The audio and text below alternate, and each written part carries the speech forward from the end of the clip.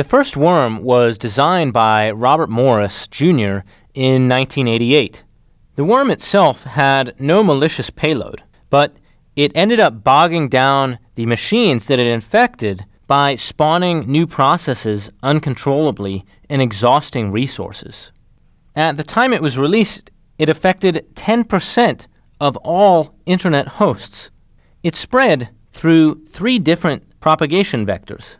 The worm tried to crack passwords using a small dictionary and a publicly readable password file, and also targeted hosts that were already listed in a trusted host file on the machine that was already infected. This ability to perform remote execution was one way that the worm was allowed to spread.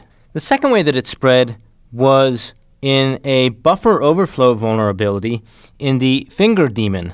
This was a standard buffer overflow exploit, and if you don't know about buffer overflows, I would urge you to take a computer security course.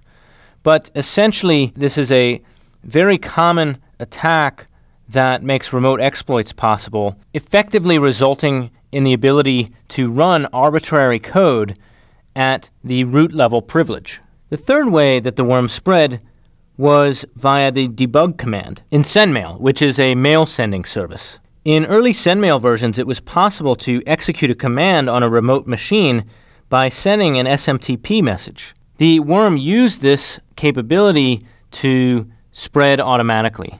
A key theme that we'll see in the design of other worms is this use of multiple vectors.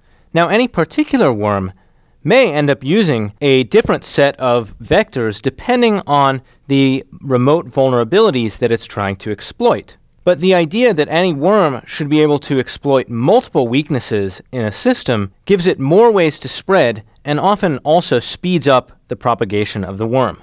This worm design also followed the following general approach, which we see showing up over and over again in worm designs. First, the worm needs to scan other hosts to find potentially vulnerable hosts.